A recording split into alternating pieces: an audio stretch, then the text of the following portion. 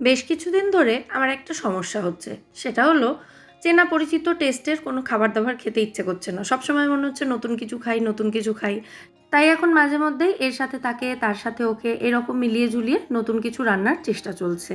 আর সেগুলো যখন ভালো হচ্ছে তখন সেগুলো আপনাদের সাথেও শেয়ার করা হচ্ছে। আজও সেরকমই একটা রেসিপি এনেছি। নমস্কার বন্ধুরা, মেঘার সাথে বাঙালিয়ানার আরও একটি নতুন পর্বে আপনাদের সবাইকে স্বাগত। আশা করি আপনারা সবাই খুব ভালো আছেন এবং সুস্থ আছেন। আজ হাতের কাছে কিছুটা বোনলেস চিকেন ছিল, তো ভাবলাম সেটা দিয়েই কিছু একটা ট্রাই করা যাক। আর একটু ঝাল ঝাল মানে একটু চটপাটা টাইপের কিছু খেতে ইচ্ছা করছিল। তো সেই রকম চিন্তাভাবনা নিয়েই মাঠে নেমেছি। আর 7টা শুকনো লঙ্কা নিয়ে সেটাকে গরম জলের মধ্যে ভিজিয়ে দিচ্ছি। লঙ্কাগুলোকে এভাবে দুটুকরো করে কেটে দিচ্ছি। এতে লঙ্কাগুলো একটু তাড়াতাড়ি নরম হয়ে যাবে। আর এটা কিন্তু খুব বেশি ঝালওয়ালা শুকনো লঙ্কা নয়। আপনারা চাইলে শুকনো লঙ্কার দানা বাদ দিয়ে দিতে পারেন, তাতে লঙ্কার ঝালটা কিন্তু অনেকটাই কমে যায়। আর এতগুলো লঙ্কা দেখে আঁতকে উঠবেন না, এর থেকে বেশি লঙ্কা আমরা কিন্তু মেয়েরা ফুচকা খেতে গিয়ে খেয়ে ফেলি। ঠিক বললাম না বলুন? যদিও ঝালটা আপনারা নিজেরা কন্ট্রোলে রাখতেই পারেন, মানে কম ঝাল খেলে কম লঙ্কা দেবেন, তাহলেই হয়ে যাবে। অথবা কাশ্মীরি শুকনো লঙ্কা ব্যবহার করতে পারেন, তাতে ঝাল খুব বেশি হয় না বললেই চলে। এখানে একটা বড় সাইজের রসুনের কোয়াগুলো ছাড়িয়ে নিয়েছি আমি। তো এই রসুন আর শুকনো লঙ্কা এই দুটোকে একসাথে আমি শিলে একটু বেটে নেব, মানে আধ বাটা টাইপের করে নেব। থেঁতো করে নেওয়া যেরকম হয় সেই রকম টাইপের আর কি। পুরো মিহি করে বাটবো না। লঙ্কাগুলো প্রায় 10 থেকে 15 মিনিট আমি ভিজিয়ে রেখেছিলাম, তাতে যথেষ্ট নরম হয়ে গেছে লঙ্কাগুলো। আর খুব ইজিলি এটা বাটা যাবে। আপনারা কিন্তু মিক্সিতেও এটা বেটে নিতে পারেন। তবে শুকনো লঙ্কা বাটার জন্য হামানদিস্তা ব্যবহার করবেন না। আগের দিন এই লঙ্কা বাটতে গিয়ে, মানে ভিজিয়ে রাখা শুকনো লঙ্কা বাটতে গিয়ে সেটা ছিটকে এসেছিলো, ভেতরে জল ছিল বুঝতে পারিনি। আর মানে মুখে ছিটকে এসেছিলো পুরো, বুঝতেই পাচ্ছেন তারপরে কি হয়েছিল। যাই হোক, আমার দুঃখের গল্প আবার সময় পেলে পরে আপনাদের শোনাবো। এবার রান্নায় ফিরে আসি। তো এদিকে রসুন এবং শুকনো লঙ্কাটা বাটা হয়ে গেছে, এটাকে শিল থেকে একটা বাটির মধ্যে তুলে নিলাম। হাত দিয়ে যদি লঙ্কা বাটা ধরতে অসুবিধা হয়, মানে হাত জ্বালা করার টেন্ডেন্সি থাকে আপনাদের, তাহলে অবশ্যই এটা চামচ দিয়ে করবেন। এবার চিকেন নিয়ে চলে এসেছি, এটাকে ম্যারিনেট করতে হবে। আমি এখানে 500 গ্রাম বোনলেস চিকেন ব্যবহার করেছি। আর চিকেনের পিসগুলোকে মিডিয়াম সাইজে কাটিয়ে নিয়েছি। এবার এই চিকেনের পিসগুলোর মধ্যে আমি দিয়ে দিচ্ছি 1.5 চা চামচ পরিমাণে লঙ্কা এবং রসুন বাটাটা। আর বাকি যে রসুন লঙ্কা বাটাটা রইল সেটা দিয়ে একটা সস তৈরি করব, তো ওটা রেখে দিচ্ছি এখন। আর এদিকে চিকেনের মধ্যে দিয়ে দিলাম 1 টিস্পুন পরিমাণে নুন, 1 টিস্পুন ভিনিগার দিচ্ছি। এর পরিবর্তে আপনারা পাতিলেবুর রসও ব্যবহার করতে পারেন। লেবুর রস বা ভিনিগারটা এই বোনলেস চিকেনের পিসগুলোকে সফট এবং জুসি রাখবে। 1 চা চামচ পরিমাণে সয়া সস দিলাম। তার সাথে দিয়ে দিচ্ছি 1 টেবিল চামচ মতো কর্নফ্লোর, 1 টেবিল চামচ মতো টমেটো সস, আর একটা ডিমের শুধু সাদা অংশটা দিচ্ছি। এই যে কুসুমটা রয়েছে এর মধ্যে আরও একটা গোটা ডিম মিশিয়ে সেটাকে ভেজে নিজে খেয়ে নেবেন। কষ্ট করে সবার জন্য রান্না করছেন, নিজের জন্যও তো একটু ভাবতে হবে নাকি।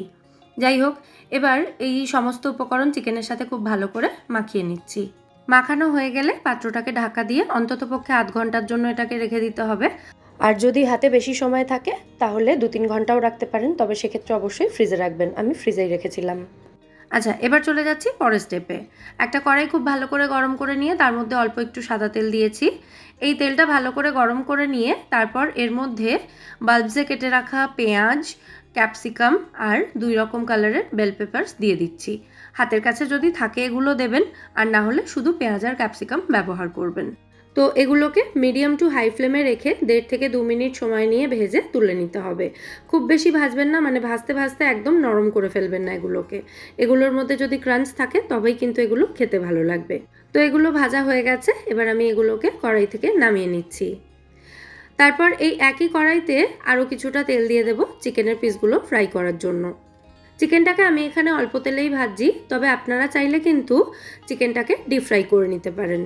আর এভাবে একটা একটা করে চিকেনের পিস তুলে দিচ্ছি কেন, সেটা হয়তো মনে প্রশ্ন জাগতেই পারে।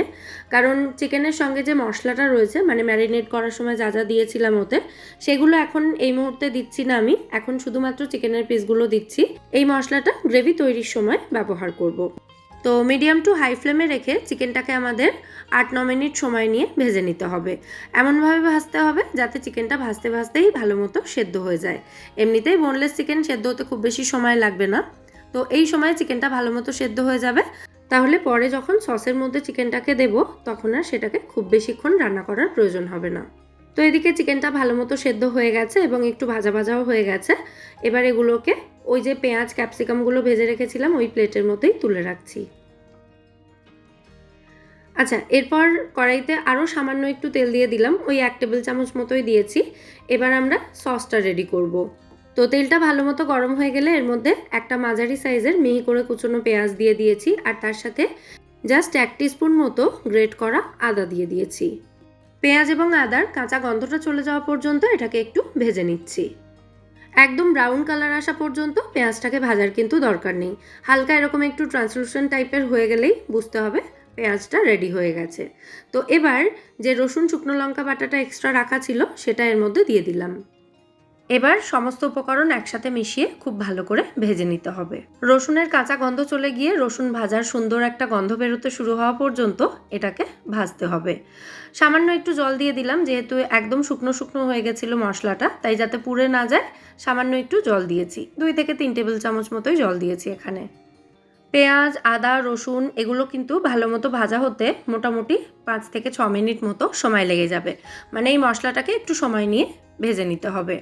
তারপর এর মধ্যে দিয়ে দিচ্ছি এখানে 2 চা চামচ পরিমাণে ভিনিগার, 3 টেবিল চামচ মতো দিয়ে দিচ্ছি এখানে টমেটো সস, আর 1.5 চা চামচ মতো দিয়ে দিলাম সয়া সস। এরপর সমস্ত উপকরণ একসাথে আবারও কিছুক্ষণ ভেজে নেব। সমস্ত সসের মধ্যেই নুন থাকে, তাই নুনটা একদমই কম পরিমাণে দিলাম, 1/2 টিস্পুনেরও কম দিয়েছি। প্রসেসটা সেম না হলেও এই সসটা কিন্তু শেজওয়ান সসের মতোই খেতে লাগে। আর যে পরিমাণ চিকেন আমি এখানে রান্না করছি তার জন্য এই সসটা কিন্তু অনেকটা বেশি, তাই সসটা রেডি হয়ে যাওয়ার পর এটাকে আমি অর্ধেকটা তুলে রেখে দেব। সসটাকে ঠান্ডা করে এয়ারটাইট কন্টেনারে ভরে যদি ফ্রিজে রেখে দেওয়া হয় তাহলে এটা কিন্তু ভালো থাকবে 1 সপ্তাহ মতো। তারপর ফ্রাইড রাইস বানাতে পারেন এটা দিয়ে, ফ্রাইড নুডলস বানাতে পারেন, অথবা এই যে চিকেনের প্রিপারেশনটা হচ্ছে সেটা বানাতে পারেন, শেজওয়ান চিকেন বানাতে পারেন। অপশন অনেক কিছুই আছে, যেটা ইচ্ছা বানাতে পারেন। যাই হোক, সসটা অর্ধেকটা তুলে নেওয়ার পর বাকি অর্ধেকটা সসের মধ্যে চিকেনের যে ওই এক্সট্রা ম্যারিনেশনের মশলাটা ছিল সেটা দিয়ে দিলাম। এটাকেও এবার একসাথে মিশিয়ে 2 থেকে 2.5 মিনিট মতো কষিয়ে নেব। ভালো করে কষানো হয়ে গেলে এর মধ্যে 1/4 কাপ মতো জল দিয়ে দিলাম, দিয়ে আবারও ভালো করে সমস্ত উপকরণ মিশিয়ে দিচ্ছি। যেহেতু জল দিয়েছি তাই সামান্য একটু নুনও অ্যাড করলাম। তবে চিকেনে যেহেতু একটু নুন দেওয়াই রয়েছে তাই এই সময় নুনটা কিন্তু খুব বেশি পরিমাণে দেবেন না। সসটা আমাদের রেডি হয়ে গেছে। তো এবারের মধ্যে ভেজে রাখা পেঁয়াজ, ক্যাপসিকাম, বেল পেপারস এবং চিকেন যেটা রয়েছে সমস্তটা একসাথেই দিয়ে দিলাম। হাই ফ্লেমে রেখে এই সসের মধ্যে সমস্ত কিছু একসাথে ভালো করে মিশিয়ে রান্না করব 1 থেকে 1.5 মিনিট মতো। তাহলেই কিন্তু আমাদের চিকেনের প্রিপারেশনটা এখানে একেবারে রেডি হয়ে যাবে। তবে এখন বক্তব্য হচ্ছে hot garlic chicken, chilli garlic chicken এই সমস্ত কিছুর রেসিপি অন্যরকম। তাহলে এটার নাম কি দেব? Chicken in hot sauce. এই নামটা কেমন হবে কমেন্টে অবশ্যই জানাবেন। লঙ্কার ঝাল, ভিনিগারের টক এবং টমেটো সসের মিষ্টত্ব, 3 রকম স্বাদই পাওয়া যাবে এই রান্নায়। তাই এই রান্নাটা কিন্তু দারুণ চটপাটা হবে। ফ্রাইড রাইস, চাউমিন যে কোনো কিছুর সাথে তো ভালো লাগবেই, তার সাথে রুটি পরোটা দিয়ে খেতেও বেশ ভালো লাগবে। রেসিপিটা অবশ্যই আপনারা বাড়িতে ট্রাই করে দেখবেন, আশা করছি আপনাদেরও ভালো লাগবে। আর রেসিপিটা দেখে কেমন লাগলো সেটা কিন্তু অতি অবশ্যই কমেন্টে জানাবেন। ভালো লাগলে ভিডিওটাকে বরাবরের মতো একটা লাইক এবং শেয়ার করে দেওয়ার অনুরোধ রইল।